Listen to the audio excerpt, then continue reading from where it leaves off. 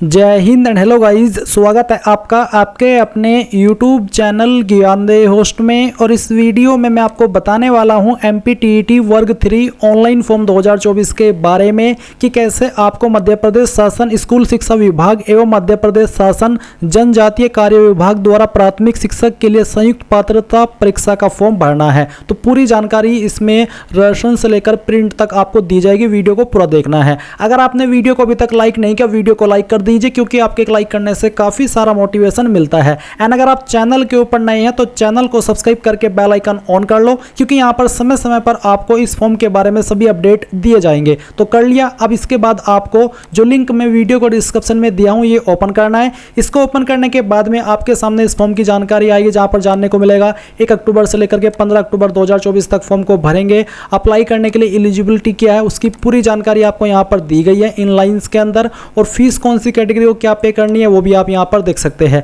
Exam centre यहां पर दिए। तो ये सभी जानकारी चेक करने के बाद में आप इंपॉर्टेंट लिंक के सेक्शन में आएंगे और अप्लाई ऑनलाइन लिंक ओपन करेंगे। अब गाइज आपके सामने यहां पर कुछ ऐसा इंटरफेस आ जाएगा। आपको क्या करना है, अगर आपने इस वेबसाइट का इस्तेमाल करके पहले कोई फॉर्म भरा है तो आप डायरेक्टली इसमें लॉगिन करके फॉर्म को भर लेंगे। पर गाइज अगर आप इस वाली वेबसाइट का इस्तेमाल करके पहली बार कोई फॉर्म भर रहे हैं तो पहले आपको यहां पर आपका जो रजिस्ट्रेशन है या जो कह लीजिए पंजीकरण है वो करना होगा। उसके लिए आप उम्मीदवार प्रोफाइलिंग के सेक्शन के ऊपर आएंगे और यहां पर आपको काफी सारे लिंक देखने को मिलेंगे। अगर आपका पहले से रजिस्ट्रेशन हो रखा है और आप पासवर्ड भूल चुके हैं तो आप वो भी यहां पर सेट कर सकते हैं। आपकी डिटेल्स पहले से भरी हुई है और आपको उसमें कोई मॉडिफिकेशन करना है तो वो भी आप सेकंड लिंक का इस्तेमाल करके कर सकते हैं। पर आप तो फ्रेशर है, आपको यहां पर अभी इसमें रजिस्ट्रेशन करना है। इसके लिए आप प्रोफाइल पंजीकरण फॉर्म पहले वाला लिंक ओपन करेंगे। फिर आपके सामने ये वाला इंटरफेस आएगा जहां पर पूछेगी क्या आपके पास पूर्व में पंजीकृत प्रोफाइल आईडी है। अगर हाँ तो हाँ, और क्योंकि आप फ्रेशर है तो आपके पास नहीं होगी, इसलिए आप नहीं के ऊपर क्लिक करेंगे। फिर गाइज यहाँ पर जो मोबाइल नंबर आप रजिस्टर करना चाहते हैं वो नंबर डालिए। फिर जो ईमेल आईडी रजिस्टर करना चाहते हैं वो आप डालेंगे। ये कैप्चा कोड फिल करेंगे एंड देन ओटीपी प्राप्त करें, इसके ऊपर क्लिक करेंगे। इसके बाद में आपके नंबर के ऊपर एक ओटीपी सेंड किया जाएगा। वो ओटीपी आप यहाँ पर डाल करके ओटीपी सत्यापन करें, इसके ऊपर क्लिक करेंगे। इसके बाद गाइज आपके सामने ये वाला इंटरफेस आएगा। यहाँ पर है प्रोफाइल लॉगिन। तो अभी आपको मैसेज के माध्यम से सामान्य पंजीकरण क्रमांक और एक प्रोफाइल पासवर्ड सेंड किया है। तो आप पहले पंजीकरण क्रमांक डालेंगे और जो पासवर्ड मिला है वो डालेंगे। ये कैप्चा कोड फिल करेंगे और उसके बाद में लॉगिन के ऊपर क्लिक करेंगे। अभी आप यहां पर देखेंगे प्रोफाइल पंजीकरण KYC सत्यापन फॉर्म। तो क्या आपके पास आधार क्रमांक है? अगर हाँ, अगर नहीं तो आप नहीं करेंगे। फिर उसके बाद जैसे कि मेरे पास है, मैं हाँ कर देता हूं और हाँ करने के बाद में विकल्प का चयन करें। KYC OTP द्वारा सत्यापन या फिर जो बायोमेट्रिक एक मशीन होती है जिस पर आपको अंगूठा लगा करके करना होता है वो वाला करना चाहते तो मैं एक OTP वाला सिलेक्ट कर लेता हूं, KYC OTP द्वारा सत्यापन। फिर मैं आगे बढ़ा इसके ऊपर क्लिक करता हूं। अब यहां पर आपको आधार क्रमांक प्रविष्ट करें, यानी कि जो आपका आधार नंबर है वो डालना है। फिर आप यहां पर टिक करेंगे, ये कैप्चा कोड डालेंगे और जनरेट KYC OTP इसके ऊपर क्लिक करेंगे। अब आपका जो नंबर आधार के साथ में रजिस्टर है उसके ऊपर एक OTP गया होगा, वो OTP आप यहां पर डाल दीजिए जहां पर मैंने आपको फिल करके दिखाया है। और उसके बाद आप यहां पर इसके ऊपर टिक करेंगे एंड देन नीचे आप गेट डिटेल्स इसके ऊपर क्लिक करेंगे। इसके ऊपर क्लिक करने के बाद में यहाँ पर आपके सामने कुछ ऐसा इंटरफेस आएगा जैसे कि आप वीडियो में देख सकते हैं। अभी आप यहाँ पर आपकी बाकी की इंफॉर्मेशन फिल करेंगे। तो जैसे कि यहाँ पर सबसे पहले आवेदक का नाम, तो आपको यहाँ पर आपका नाम जो आधार कार्ड के अंदर है या फिर जो आपके सर्टिफिकेट के अंदर है वो एंटर करना है। पहले आप यहाँ पर आपका फर्स्ट नेम डालेंगे और उसके बाद में आपका जो लास्ट नेम है वो एंटर कर देंगे। अगर आपका लास्ट नेम न हो तो आपको NA लिखना है। फिर आप यहाँ पर पिता, अगर आपकी शादी हो चुकी है तो फिर आप यहाँ पर पति का नाम भरेंगे। इसके बाद आपको यहाँ पर आपकी माताजी का नाम एंटर करना है। फिर यहाँ पर आता है जन्म तिथि। तो जो भी आपके डेट ऑफ बर्थ 10th के सर्टिफिकेट के अंदर है वो डेट ऑफ बर्थ आपको यहाँ पर सेलेक्ट करनी होगी। पहले आपको आपका ईयर सेलेक्ट करना है, फिर यहाँ से मंथ और उसके बाद में डे, तो आपका डेट ऑफ बर्थ आ जाएगा। फिर पूछा कि क्या आप मध्य प्रदेश के मूल निवासी है। अगर हाँ तो हाँ करेंगे, अगर नहीं तो नहीं। फिर आपका जेंडर क्या है, पुरुष या फिर महिला, वो आप टिक कर देंगे। कास्ट कैटेगरी आपकी क्या है, जनरल, SC ST या फिर OBC, जो भी है वही आपको यहाँ पर बतानी होगी। मैं डेमो के लिए फॉर्म को भर रहा हूँ तो यहाँ पर चलिए मैं SC सेलेक्ट कर लेता हूं ताकि फीस अगर कहीं पर जाकर के पे करनी पड़े तो कम ही पे करनी पड़े, क्योंकि जैसे कि मैंने कहा कि मैं डेमो के लिए ये प्रोसेस आपको बता रहा हूं। फिर यहां पर एक सवाल आएगा कि क्या आप आर्थिक रूप से कमजोर वर्ग से यानी कि EWS से, अगर आपके सामने ये ऑप्शन एप्लीकेबल है तो आप हाँ नहीं में इसका आंसर करेंगे। फिर उच्च शैक्षणिक योग्यता का स्तर क्या है, यानी कि आपकी हाईएस्ट क्वालिफिकेशन क्या है, वो आपको यहाँ पर सिलेक्ट कर लेनी है। ये सिलेक्ट करने के बाद में निवास का क्षेत्र बताना है, ग्रामीण है या फिर शहरी है, जो भी है वो आप टिक कर देंगे। फिर विकलांगता का विवरण आएगा कि क्या आप विकलांग है और आपकी विकलांगता 40% या उससे ज़्यादा है, अगर हाँ तो हाँ, अगर नहीं तो नहीं। फिर यहाँ पर आप नीचे आएंगे और देखेंगे क्या आप विवाहित है, अगर हाँ तो हाँ करिए, नहीं तो आपको नहीं करना है।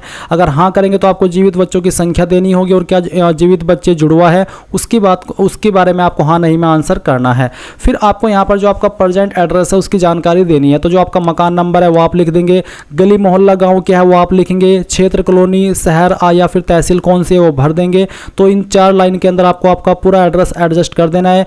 राज्य आप यहाँ से सिलेक्ट करेंगे, आपकी डिस्ट्रिक्ट कौन सी है वो डिस्ट्रिक्ट आपको सिलेक्ट कर लेनी है। फिर पिन कोड क्या है वो आपको डाल देना है। नीचे आप यहाँ पर थोड़ा सा और आएंगे तो आपको यहाँ पर संलग्न दस्तावेज यानी कि कुछ दस्तावेज की जानकारी देनी है। सबसे पहले कि आवेदक के शरीर का स्थायी पहचान चिन्ह, आपकी बॉडी के ऊपर वो निशान जिससे आपकी बॉडी की पहचान होती है, ये बर्थ मार्क या फिर किसी भी तरह का परमानेंट मार्क हो सकता है। अगर नहीं है कोई भी ऐसा निशान तो नो मार्क लिख दीजिएगा। परीक्षा कक्ष में प्रस्तुत किए जाने वाला फोटो युक्त पहचान पत्र, कौन सी आईडी आप परीक्षा कक्ष में देना चाहेंगे वो एक आईडी आप यहाँ पर सिलेक्ट कर ले। और उसके बाद में आप नीचे आएंगे और आप देखेंगे बायोमेट्रिक परीक्षण का विवरण, क्या आपको फिंगर बायोमेट्रिक परीक्षण में कोई समस्या है, यानी कि अगर आपको फिंगर में भी कोई प्रॉब्लम आती है या आपका निशान नहीं लिया जाता तो आप हाँ कर दीजिए। अगर आपको कोई प्रॉब्लम नहीं आती है तो फिर आप नहीं कर दीजिए। और अगर आप हाँ कर रहे हैं तो फिर आपको बताना होगा कि किस वजह से आपको बायोमेट्रिक परीक्षण देने में प्रॉब्लम है। उसके बाद नीचे आएंगे, घोषणा पत्र देखेंगे, यहाँ पर टिक करेंगे और पंजीकृत करें इसके ऊपर क्लिक करेंगे। अब गाइज जो भी जानकारी आपने भरी है वो आप यहाँ पर ऊपर की तरफ देख सकते हैं। और अभी आप यहाँ पर इसमें कुछ और जानकारी ऐड करेंगे, जैसे कि आप यहाँ पर देख सकते हैं फोटो, सिग्नेचर और हैंड रिटन डिक्लेरेशन। इसमें आपको कैसे करना है उसकी जानकारी पहले आपको अच्छे से समझ लेनी है। इसको आपको जेपीजी फॉर्मेट में रखना है और साइज 220 KB या इससे कम साइज में ही आपको इसको अपलोड करना होगा। इसके लिए आपको टेम्पलेट दिया, आप क्लिक किया डाउनलोड टेम्पलेट, इसके ऊपर क्लिक करेंगे तो आपको यहाँ पर एक ऐसी टेम्पलेट मिल जाएगी। ये टेम्पलेट आपको डाउनलोड कर लेनी है। डाउनलोड करने के बाद में अब इसमें आपको फोटो की जगह पर फोटो लगाना है, सिग्नेचर की जगह पर सिग्नेचर, और ये जो आपको डिक्लेरेशन दिया है ये जो लाइन है वो आप चाहे हिंदी के अंदर चाहे इंग्लिश के अंदर वो आपको यहाँ पर अपने हैंड से रिटर्न करनी है। अभी आपको इसको कैसे बनाना है बहुत ही सिंपल तरीके में मैं आपको बता रहा हूँ। जो लिंक मैं आपको इस वीडियो के डिस्क्रिप्शन में दिया हूँ ये आप ओपन करेंगे और इसको ओपन करने के बाद में आप सबसे लास्ट में आएंगे इंपोर्टेंट लिंक के सेक्शन में और यहाँ पर आपको MPESB template maker tool link देखने को मिल जाएगी। ये लिंक आप जैसे ही ओपन करेंगे तो आपके सामने कुछ ऐसा इंटरफेस आएगा जैसे कि आप वीडियो में देख सकते हैं। अभी आपको यहाँ पर देखने को मिल रहा है name of photo, date of photo. तो यहाँ पर आपको फोटो के ऊपर जो नेम लिखना है वो आप यहाँ पर लिख दीजिए, जैसे कि मैंने अपना नाम लिख दिया। फिर डेट ऑफ फोटो, फोटो के ऊपर आपको कौन सी डेट लिखनी है वो डेट आप यहाँ पर सिलेक्ट कर लीजिएगा। इसके बाद आता है फोटो, जो फोटो आप यहाँ पर इस टेम्पलेट में फिट करना चाहते हैं वो फोटो आप यहाँ पर अपलोड कर दीजिए। जैसे कि डेमो के लिए मैं यहाँ पर एक फाइल सेलेक्ट करता हूँ, तो चलिए मैं इस फोटो को सिलेक्ट कर लेता हूँ। ये मैंने सिलेक्ट किया और इसको ओपन कर दिया। फिर नीचे आता है सिग्नेचर, जो सिग्नेचर आप इस टेम्पलेट में ऐड करना चाहते हैं वो सिग्नेचर आपको यहाँ पर सिलेक्ट कर लेना है और ओपन कर देना है। फिर आता है डिक्लेरेशन, जो आपने यहाँ पर डिक्लेरेशन, मैं आपको एक बार फिर से इसके ऊपर लेकर के चलता हूँ। ये जो डिक्लेरेशन है वो आपने लिखा है और एक इमेज के रूप में बना लिया है, वो अब आपको यहाँ पर इसी के अंदर अपलोड करना है। तो चलिए मैं यहाँ पर आता हूँ, जो हमारा डिक्लेरेशन है मैं उसको अपलोड करता हूँ। तो यहाँ पर मैं एक डिक्लेरेशन मेरे पास अवेलेबल है, मैं डिक्लेरेशन की फाइल सेलेक्ट किया और ओपन कर दिया। अब आपको यहाँ पर ये जो कैप्चा कोड है वो एंटर करना है। तो ये कैप्चा कोड हम यहाँ पर एंटर कर देते हैं और फिर जनरेट टेम्पलेट इसके ऊपर क्लिक करते हैं।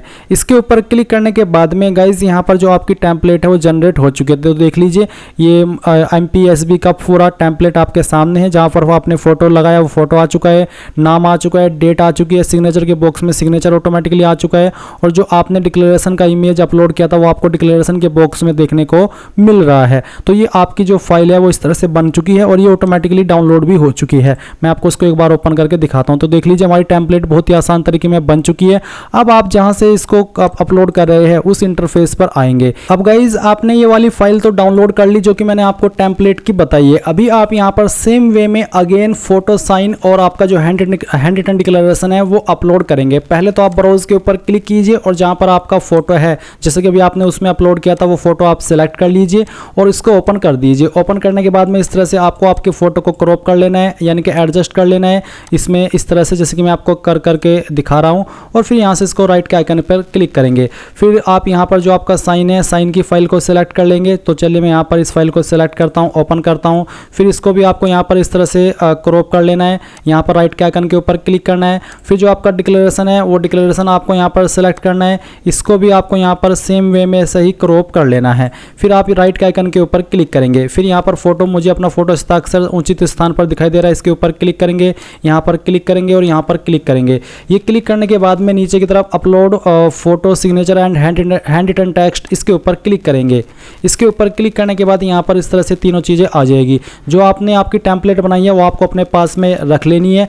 अभी आप यहाँ पर नीचे की तरफ आएंगे और आप देखेंगे जन्म तिथि प्रमाण हेतु संलग्न अंक सूची, जिसमें कि आप 8वीं 10वीं 12वीं की जो मार्कशीट है या फिर जिसमें जो सर्टिफिकेट है, जहाँ पर आपकी DOB लिखी गई है, वो आप अपलोड करेंगे। फॉर्मेट आपको JPG का रखना है, जहाँ पर भी फाइल है वो आप यहाँ पर सेलेक्ट कर लीजिए और ओपन कर दीजिए। फिर अपलोड बर्थ सर्टिफिकेट, इसके ऊपर क्लिक कीजिए। यहाँ पर आप 8वीं 10वीं 12वीं की डिटेल्स भी दे सकते हैं, या फिर अगर आपके पास बर्थ सर्टिफिकेट है तो वो भी आप यहाँ पर अपलोड कर सकते हैं। इसके बाद गाइज यहाँ पर अगर आप SC ST OBC है तो आपको आपका कास्ट सर्टिफिकेट अपलोड करना होगा। अगर आप विकलांग है तो विकलांग का सर्टिफिकेट देना होगा।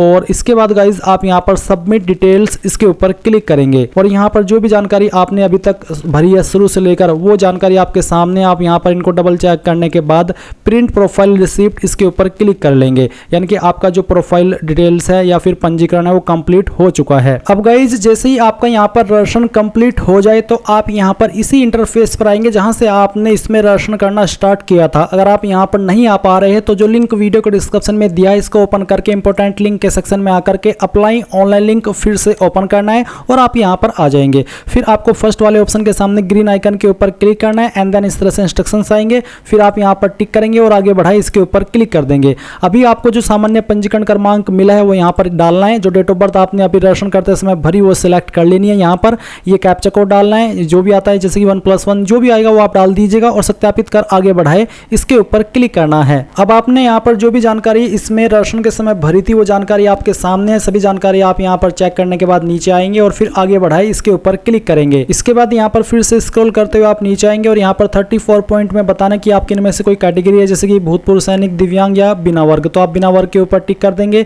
इसके बाद आपको सवालों के आंसर करने, जैसे कि पहला सवाल है 36 में कि क्या आप शासकीय निगम मंडल स्वशासित संस्था के कर्मचारी अथवा नगर सैनिक है।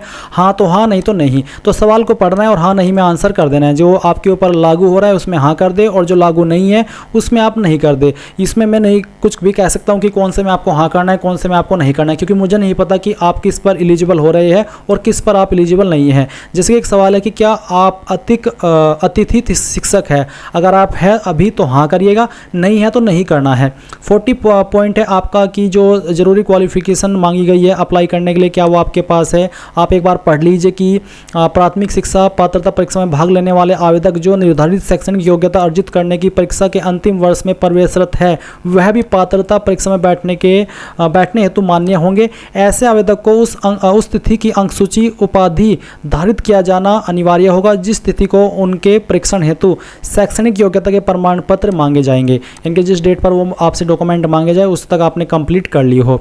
फिर यहाँ पर कृपया नीचे दी गई शैक्षणिक एवं शिक्षण प्रशिक्षण योग्यता में आप उत्तीर्ण है या अंतिम वर्ष में अध्ययनरत है, उसको बताना है। तो अगर आप उत्तीर्ण कर चुके हैं जरूरी क्वालिफिकेशन तो उत्तीर्ण करें, सिलेक्ट करें, और अगर अभी आप फाइनल ईयर के अंदर है, लास्ट ईयर के अंदर है, तो सेकंड ऑप्शन टिक करें। इसके बाद यहाँ पर आता है कुछ पॉइंट्स, जैसे कि कम से कम 50% अंकों के साथ में हायर सेकेंडरी यानी कि आपकी 12वीं या फिर इसके समकक्ष तथा प्रारंभिक शिक्षा में 2 वर्ष का डिप्लोमा या उसके समकक्ष, अगर आपके पास ये वाली क्वालिफिकेशन है तो आप ए को टिक करेंगे। फिर अगला कि कम से कम 45% के साथ में आपने हायर सेकेंडरी की है या फिर उसके बराबर की योग्यता तथा आपके पास राष्ट्रीय अध्यापक शिक्षा परिषद मान्यता मानक और क्रियाविधि विनियम 2002 के अनुसार ये वाली 2 वर्ष का डिप्लोमा है, तो आप बी को टिक कर देंगे। तो बेसिकली यही है कि आपको इनको पढ़ना है और जो क्वालिफिकेशन आपके पास है उसी को आपको टिक कर देना है। इसके बाद आप नीचे की तरफ आएंगे और 41 पॉइंट आएगा। इसमें है कि पात्रता परीक्षा के प्रश्न पत्र के भागों में विषयों के चयन हेतु आवेदक को भाषा फर्स्ट एवं भाषा 2 का विकल्प चयन करना है। तो पात्रता परीक्षा हेतु भाषा फर्स्ट सभी आवेदकों के लिए अनिवार्य विषय, तो यहाँ पर बताना कि क्या रखना चाहते हैं, हिंदी, अंग्रेजी, संस्कृत या उर्दू, वो आपको बताना होगा। फिर पात्रता परीक्षा के हेतु भाषा 2, तो वो भी आपको यहाँ पर सेलेक्ट कर लेना है जो भी आप रखना चाहते हैं। उसके बाद में गाइज आप देखेंगे 42 पॉइंट आपके द्वारा कक्षा 12वीं की परीक्षा किस माध्यम से उत्तीर्ण की है। आपने 12वीं हिंदी मीडियम से की है, अंग्रेजी या फिर अन्य, जिससे भी की है वो आप सेलेक्ट कर ले। फिर क्या आप अंग्रेजी माध्यम में अध्यापन करने या फिर कराने में सक्षम है, यानी कि अगर आप अंग्रेजी मीडियम में करा सकते हैं अध्यापन टीचिंग, उसमें आप सक्षम है, अगर हाँ तो हाँ करें, अगर नहीं तो आप नहीं करें। 44 पॉइंट आता है कि आवेदित पदों हेतु नियम पुस्तिका के अध्याय 1 में उल्लेखित विभागवार एवं पदवार न्यूनतम शैक्षणिक अर्हता जो मांगी है क्या वो आपके पास है, अगर हाँ तो हाँ। उसके बाद नीचे आएंगे 46 पॉइंट की आपको एग्जाम सेंटर के लिए किस सिटी को प्रेफरेंस देनी, तो पहली चॉइस, सेकंड चॉइस, फिर थर्ड चॉइस और उसके बाद में फोर्थ चॉइस, ये आपको आपकी चॉइस के अकॉर्डिंग ही देनी है। ये देने के बाद में आप यहाँ पर नीचे की तरफ देखेंगे डिक्लेरेशन, आप इसके ऊपर टिक करेंगे और आगे बढ़ाए यहाँ पर क्लिक कर देंगे। इसके बाद गाइज आपने जो भी जानकारी भरी है रजिस्ट्रेशन से लेकर अभी तक के, उसका प्रीव्यू आपके सामने है। आप एक बार फिर सभी जानकारी चेक कर लेंगे और प्रिंट के ऊपर क्लिक करके इसको ड्राफ्ट को प्रिंट करेंगे। अगर प्रिंटर नहीं है तो पीडीएफ के रूप में सेव कर ले, जो कि अभी करना आपको अनिवार्य है। फिर आप यहाँ पर नीचे की तरफ आकर के प्रोसीड टू पेमेंट यहाँ पर क्लिक कर देंगे और इसके बाद फिर से आप यहाँ पर देखेंगे कि आपको पेमेंट के पेज पर ट्रांसफर कर दिया है। तो आप आपकी application fees net banking, debit credit card, UPI यानी कि इनमें से किसी भी माध्यम का इस्तेमाल करके जमा कर सकते हैं। जैसे ही आप यहाँ से फीस जमा कर देंगे तो आप अपने फॉर्म का फाइनल प्रिंट आउट ले पाएंगे और इसी तरह से आपका जो फॉर्म है वो कंप्लीट हो पाएगा। तो इस तरह से आपको एमपीटीईटी वर्ग 3 का फॉर्म भरना है। आई होप ये जानकारी आपको पसंद आई होगी। Thanks for watching. जय हिंद।